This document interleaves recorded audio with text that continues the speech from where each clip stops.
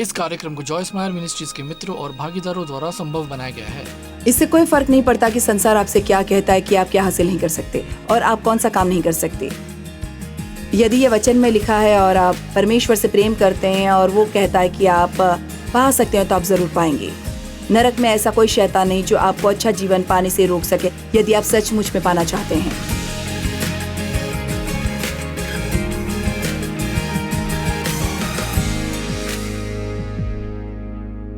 आप में से कितने लोग आज परमेश्वर का वचन सुनना चाहते हैं? देखिए, मैं सोचती हूँ कि बहुत बार हम सिर्फ सोचते हैं, खैर आप जानते हैं मैं चर्च जाने वाली हूँ। देखिए, मुझे लगता है कई बार हम बस यही सोचते हैं, खैर आप जानते हैं मैं चर्च जाने वाली हूँ, मुझे चर्च जाने की जरूरत है। लेकिन हमें इस सोच के साथ जाना होगा कि जो हम सुनेंगे उसे करेंगे। केवल अपनी बाइबल में कुछ वचनों को चिन्ह लगाना या इसे सुनना ही सफलता प्राप्त करने की कुंजी नहीं है, बल्कि इसे करना है। यूहन्ना अध्याय 13 में यीशु ने जो कहा वो मुझे पसंद है, जहाँ उन्होंने शिष्यों के पैर धोए। जब ये वचन 17 के आसपास पहुंचता है तो वो कहता है, तुम ये बातें जानते हो और यदि उन पर चलो तो धन्य हो। तो आज आप कुछ बातें सुनने जा रहे हैं और जो कुछ भी आप सुनते हैं वो आपको उसे करने के लिए जिम्मेदार बनाता है। चूंकि आप यहाँ हैं तो अब आप पर जिम्मेदारी आने वाली है। पनीर और वेफर वाली मसीहियत।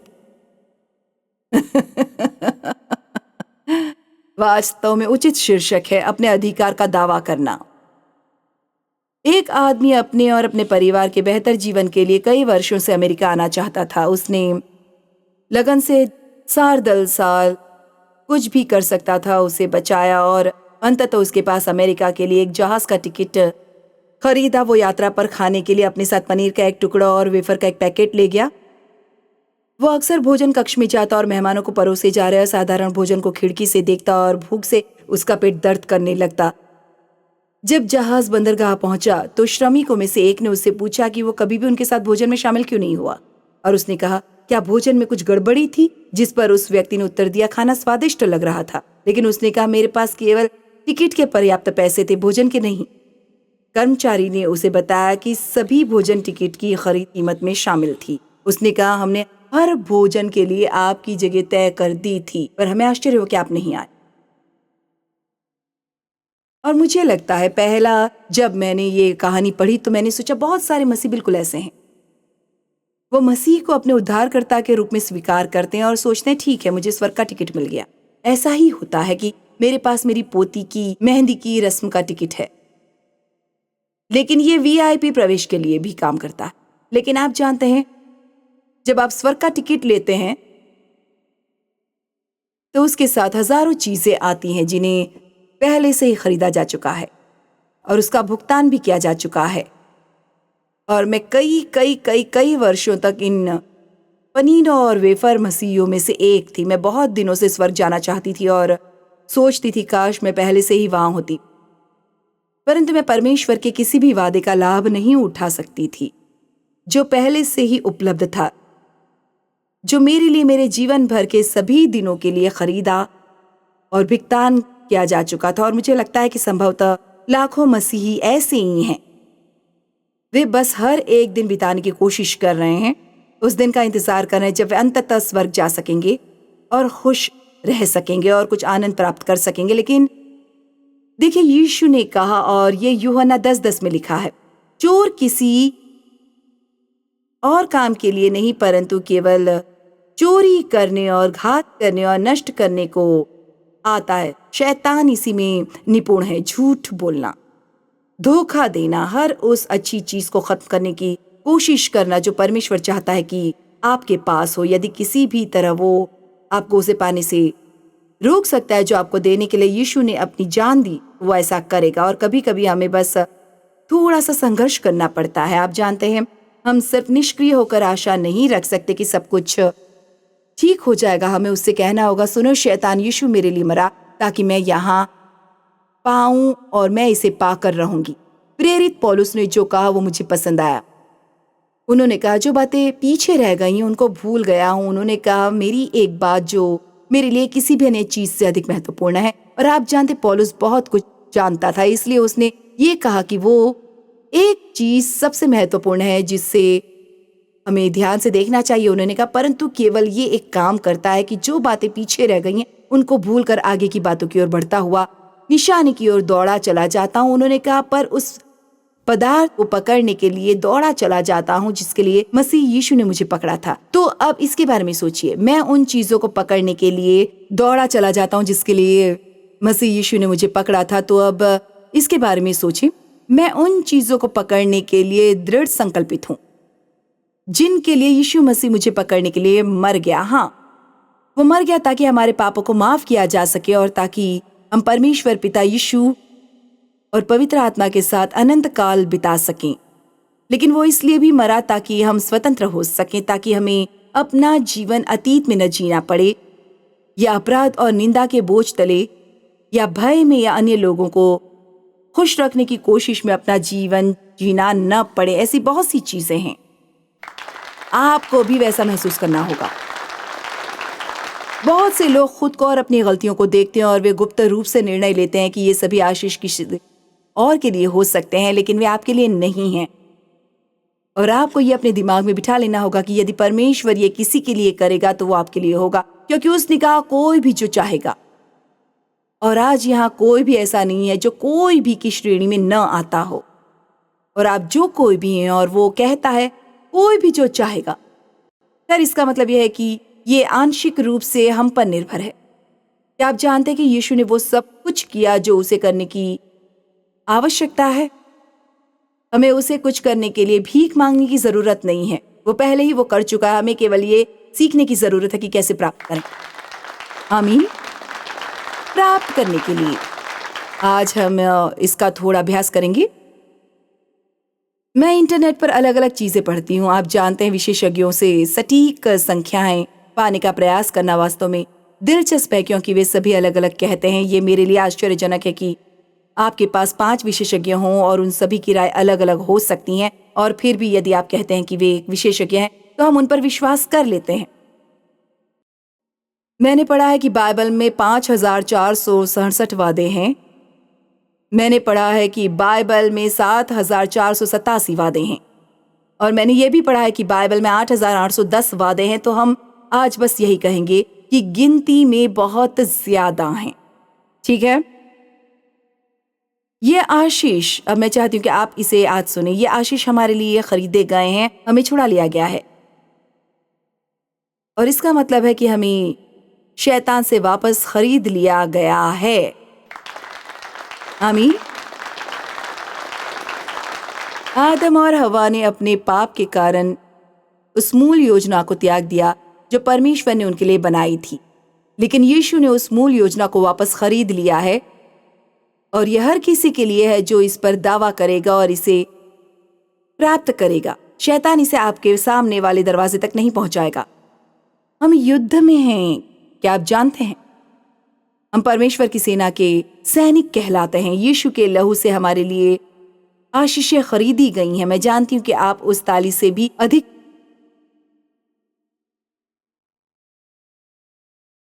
उत्साहित है। आप रुकें और सोचें।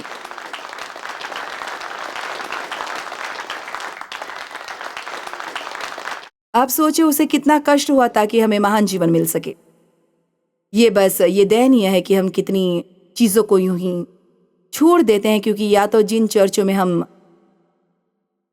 जाते हैं वे हमें बताते नहीं, या हम नहीं जानते कि उनके लिए कैसे लड़ना है। और हाल ही में मैंने एक अन्य संदेश पर काम किया और मैंने मत्ती में पढ़ा, मुझे लगता है कि ये वही था जब यीशु गतसमनी के बगीचे में था और वो पीड़ा से गुजर रहा था। वो क्रूस पर जाने के लिए मानसिक और आत्मिक रूप से तैयार हो रहा था। और क्या आप कल्पना कर सकते हैं, पवित्र यीशु स्वयं पापी बन गया। ये उसके लिए कितना भयानक रहा होगा। और बाइबल कहती है कि 3 बार, 1 बार नहीं, 2 बार नहीं, बल्कि 3 बार वो दूर गया और प्रार्थना की, हे पिता, यदि तू चाहे तो इस कटोरे को मेरे पास से हटा ले। तो आइए आज यहाँ स्पष्ट कर दे कि वो क्रूस पर नहीं जाना चाहता था। यह ऐसा नहीं था जिसे करने के लिए वो खुशी से मारे ऊपर नीचे कूद रहा था। इसलिए अगर हमें कभी कभार कुछ चीजें करनी पड़ती हैं जो हम नहीं करना चाहते। मुझे लगता है कि हम संभाल लेंगे तो अगली बार आप जानते हैं कि परमेश्वर चाहता है कि आप कुछ करें।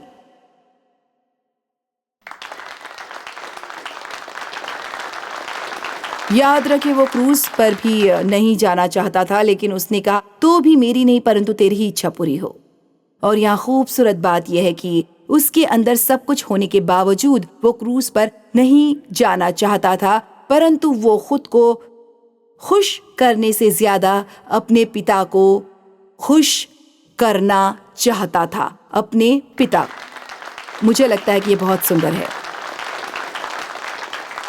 क्या आपका एहसास है कि अगर हमारा रवैया ऐसा होता तो हमारा जीवन कितना अलग होता? मैं ये नहीं करना चाहता परमेश्वर, लेकिन मैं ये तेरे लिए करूंगा। जब परमेश्वर ने मुझसे कहा कि वो चाहता है कि देव और मैं अपने माता पिता, मेरे पिता जिन्होंने मेरा यौन शोषण किया था और मेरी माँ जिन्होंने उन्हें ऐसा करने दिया था, उनकी देखभाल करें, लेकिन मैं ऐसा नहीं करना चाहती थी।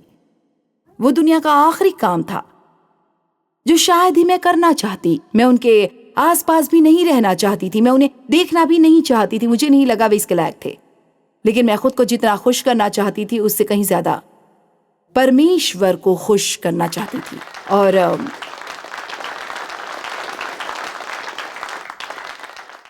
मैंने इसे 13 वर्षों तक किया। मैं इसकी इतनी लंबी अवधि होने की उम्मीद नहीं कर रही थी और ये भी उम्मीद नहीं कर रही थी कि इतना महंगा होगा जितना ये था। हमने उन्हें कुछ दिन के लिए घर में रखा, घर खरीदा और वे इतने बीमार हो गए कि घर में रहना उनके लिए मुश्किल हो गया। हमने उन्हें सहायता प्राप्त जीवन केंद्र में रखा, फिर उन्हें वहां से एक नर्सिंग होम जाना पड़ा और हमारे साथ मेरी माँ, मेरे पिताजी और मेरी चाची, मेरी विधवा चाची थी। और मैं जानती थी ये बुरा लगता है, लेकिन ये सच है। ऐसा एक बार भी नहीं हुआ जब मैं अपनी माँ और पिताजी से मिलने के लिए उस नर्सिंग होम में नहीं गई हूँ, लेकिन मैं जानती थी ऐसा करना सही था। चलिए, भी मैं जानती हूँ आप मेरी बात सुन रहे हैं। हमें सही काम करने की जरूरत है, चाहे हमें अच्छा लगे या नहीं। ये याद करते हुए कि यीशु को वहां जाने का मन नहीं था, इसने मुझे वास्तव में प्रभावित किया। जब वो मेरे दिमाग से गुजरा, वो 3 बार, और फिर जब वो बगीचे में था और सैनिक उसे लेने के लिए अंदर आए, वो वही था। वो जब भी चाहता वहां से निकल सकता था।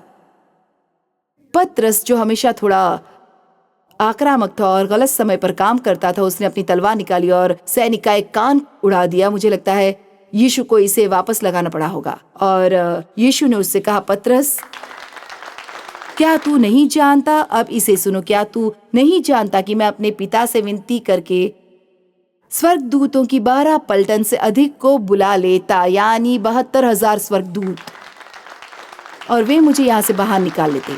लेकिन अगर मैंने ऐसा किया तो परमेश्वर की इच्छा को कैसे पूरी करूंगा? वाह, मेरा मेरा मेरा मेरा मेरा मेरा और मैं आपको कुछ बताती हूं जो मैंने कुछ समय पहले सीखा था, और यह वास्तव में मेरी मदद करता है। जब आप परमेश्वर के प्रति अपने प्रेम के कारण कुछ कर रहे हैं और ऐसा करना कठिन है, लेकिन आप ऐसा इसलिए कर रहे हैं क्योंकि आप परमेश्वर से प्रेम करते हैं, तो मतलब आप आत्मिक रूप से विकसित हो रहे हैं। यदि ये करना आसान है तो ये इसलिए आसान है क्योंकि आत्मिक विकास आपके पास पहले से ही है, अतीत से। इसीलिए ये सोचने की बजाय कि चीजें कितनी कठिन हैं, बस ये सोचे कि आप कैसे बढ़ रहे हैं और आप कितने अधिक स्वतंत्र होते जा रहे हैं। आपने सुना? मैंने कहा आप कितने अधिक स्वतंत्र होते जा रहे हैं। और मैं आपको बता सकती हूँ, आप मुझे नहीं पता कि इसे कैसे समझाऊं, लेकिन परमेश्वर ने जो अनुग्रह मुझे वो करने के लिए दिया जो मैंने अपने माता पिता के लिए किया, मुझे लगता है कि ये सबसे शक्तिशाली काम था जो मैंने अपने जीवन में किया। और मुझे लगता है कि इसने शैतान को और अधिक फाड़ दिया, क्योंकि बाइबल कहती है, मेरी बात सुनो, हम बुराई पर भलाई से विजय पाते हैं। इस तरह मुझे शैतान से उसका बदला मिल गया जो उसने मेरे साथ किया था। आप लोगों से नफरत करके उन्हें जीत नहीं सकते। आप लोगों को वापस पा लेने का प्रयास करके उन्हें वापस पा नहीं सकते। जब भी शत्रु आपको दुखी करने के लिए कुछ करने में कामयाब होता है, तो सबसे पहले आपको बाहर जाना चाहिए और किसी और के लिए कुछ अच्छा करना चाहिए, किसी की मदद करनी चाहिए, किसी को खुश करना चाहिए। क्या आज आप मुझे सुन रहे हैं? बाहर जाओ और कुछ करो। आप कहेंगे लेकिन इसका कोई मतलब नहीं है। खैर, निसंदेह इसका कोई मतलब नहीं है। उद्धार की पूरी योजना का ही कोई मतलब नहीं है। यही कारण है कि हम बहुत कुछ नहीं समझ पाते, क्योंकि हम इसे अपने दिमाग से समझना चाहते हैं और आप समझ नहीं सकेंगे। इसलिए यीशु ने हमें स्वतंत्रता दिलाने और हमसे छीने गए अधिकारों को छुड़ा लाने के लिए अपना खून बहाया, ताकि हम उद्धार पाएं। और हमें वास्तव में बस इतना करने की जरूरत है। नए सिरे से जन्म लेने के बाद आपको वास्तव में बस पता लगाना शुरू करना होगा, बाइबल पढ़कर और अच्छे वचन सुनकर और अच्छी किताबें पढ़कर, कि आपका क्या है। मेरा जो था उसे जानने के लिए मुझे पढ़ना और अध्ययन करना पड़ा। मैंने शुरुआत में ऐसा नहीं किया। मैं वास्तव में नहीं जानती थी कि मैं कभी भी अपने अतीत से उबर सकती हूँ। मैंने सोचा था कि मुझे हमेशा 2 दर्जे का जीवन मिलेगा, क्योंकि मेरे साथ यौन दुर्व्यवहार हुआ था, कि मैं हमेशा थोड़ी बहुत तुच्छ रहूंगी। लेकिन ये पूरी तरह से झूठ था। ये झूठ था। वास्तव में मुझे पता चला कि मामले की सच्चाई ये है कि परमेश्वर कहते हैं कि वो मुझे मेरी पिछले दुख के लिए दोहरी आशीष देंगे। और मैं व्यक्तिगत रूप से सोचती हूँ, अगर मेरे पास ऐसा कभी नहीं हुआ होता तो मुझे आज जैसा बेहतर जीवन मिला है ना, शायद कभी नहीं मिलता। मैंने परमेश्वर की अनुसार जीने का फैसला कर लिया। इसका कोई मतलब होना जरूरी नहीं है। अगर ये किताब में है तो मैं इसके साथ मैं यही करूंगी। आमीन।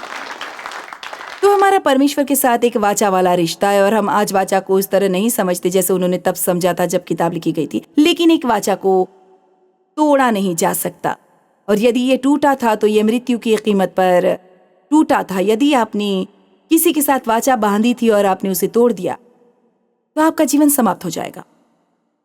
और इसलिए हमारा परमेश्वर के साथ एक वाचा वाला रिश्ता है। भजन संहिता 103:17-18, परंतु यहोवा की करुणा युग युग तक उनके डरवैयों पर बनी रहती है। अब मैं बस परमेश्वर का भय मानने के बारे में एक छोटा सा शब्द कहना चाहती हूँ। हमें परमेश्वर से डरना नहीं चाहिए। लेकिन सबसे बड़ी चीजों में से एक जो आज मसीहियों के जीवन में गायब है, वो है परमेश्वर के प्रति आदर पूर्ण भय और विस्मय। और इसलिए कई बार लोग गंदा जीवन जीते हैं। वे ऐसे काम करते हैं जो अनैतिक हैं और दुनिया वालों की तरह व्यवहार करते हैं, क्योंकि हमारे अंदर वो आदरपूर्ण भय और श्रद्धा नहीं है जो प्रेमी परमेश्वर हमें प्रदीप्त करता है। मैं परमेश्वर से नहीं डरती। मुझे डर नहीं है कि वो मुझे चोट पहुंचाएगा, लेकिन मेरे मन में परमेश्वर के प्रति आदर है। मैं ऐसा नहीं करूंगी। आज सुबह मेरा अपने पति के साथ झगड़ा हुआ होता, तो जब तक कि मैंने यहाँ आने से पहले उनके साथ सुलह नहीं की होती, मैं यहाँ प्रचार बिल्कुल भी नहीं कर पाती, आज यहाँ खड़ी नहीं हो पाती। हमें परमेश्वर के साथ खेल खेलना बंद करना होगा और जीना होगा। आप में से कितने लोग परमेश्वर के प्रति आदरपूर्ण भय और श्रद्धा रखते हैं? देखिए, परमेश्वर है और उसके पास सारी शक्ति है, और वो जो भी करना चाहता है किसी भी समय किसी के साथ भी कर सकता है। और इसलिए इसे कोई फर्क नहीं पड़ता कि संसार आपसे क्या कहता है कि आप क्या हासिल नहीं कर सकते और आप कौन सा काम नहीं कर सकते। यदि ये वचन में लिखा है और आप परमेश्वर से प्रेम करते हैं और वो कहता है कि आप पा सकते हैं, तो आप जरूर पा सकते हैं। नरक में ऐसा कोई शैतान नहीं जो आपको अच्छा जीवन पाने से रोक सके, यदि आप सचमुच पाना चाहते हैं तो। आमीन।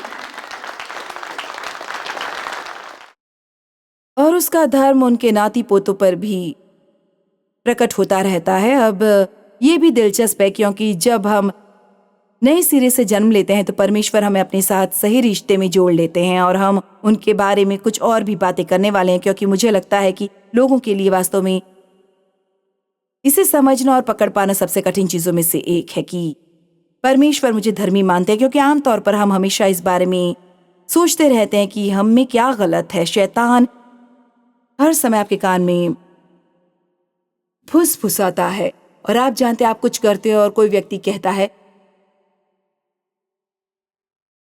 तुम्हें हो क्या गया? और हाँ, हम वो काम कर सकते हैं जो गलत है, लेकिन हमारी पहचान हमारे कामों से अलग है। जब आप जान जाएंगे कि आप कौन हैं, तो आपका काम धीरे धीरे बेहतर होता जाएगा। आमीन। महिमा से महिमा की ओर। और इसलिए ये धार्मिकता जो परमेश्वर हमें देता है वो सही व्यवहार में बदल जाती है, क्योंकि जब आपके अंदर कुछ होता है तो आप उसे बाहर की ओर दर्शा सकते हैं। लेकिन यदि परमेश्वर ने मुझे शुरुआत करने के लिए धार्मिकता नहीं दी होती तो मुझ में एक धार्मिक जीवन जीने की उम्मीद नहीं रहती। आमीन। और इसलिए जब आप धार्मिक जीवन जीते हैं तो यह आपके बच्चों को प्रभावित करता है और फिर वो आपके नाती पोतों को भी प्रभावित करता है। और मैं बहुत खुश हूं कि मेरे 4 बच्चे हैं, 2 बेटे, 2 बेटियां, 12 पोते पोतियां और 5 पर पोते हैं। कितने लोग हैं मेरे आसपास। और वे सभी परमेश्वर की सेवा कर रहे हैं।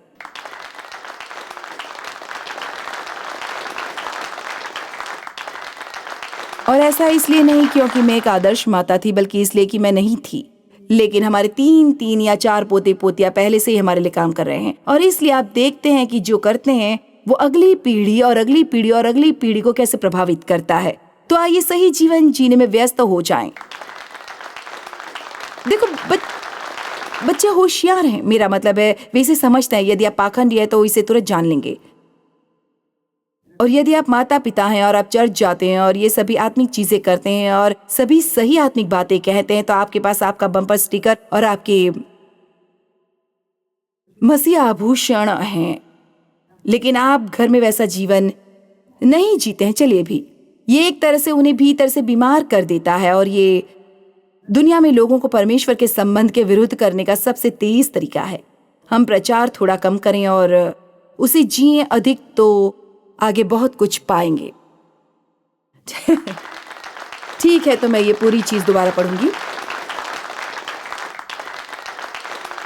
तो दोनों को एक साथ पढ़ते हैं। भजन 103, 17, 18। परंतु यहोवा की करुणा उसके डरवैयों पर युग युग और उसका धर्म उनके नाती पोतों पर भी प्रकट होता रहता है, अर्थात उन पर जो उसकी वाचा का पालन करते हैं और उसके उपदेशों को स्मरण करके उन पर चलते हैं।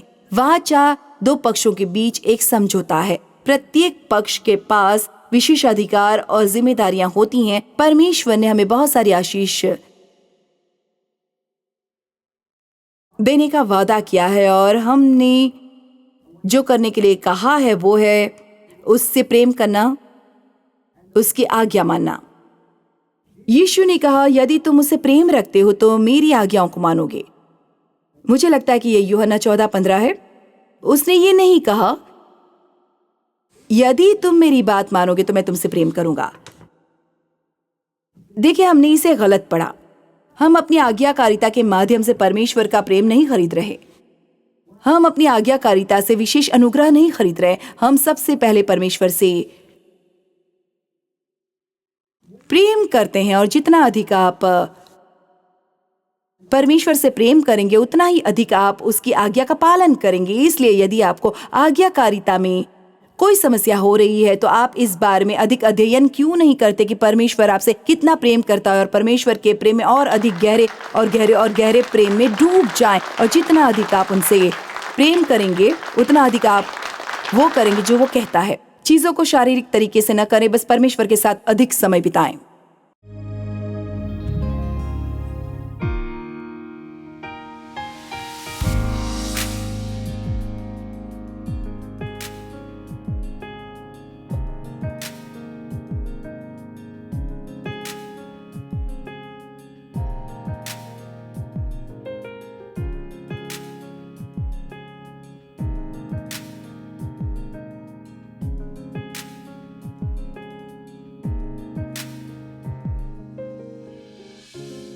इस कार्यक्रम को जॉयस मायर मिनिस्ट्रीज के मित्रों और भागीदारों द्वारा संभव बनाया गया है।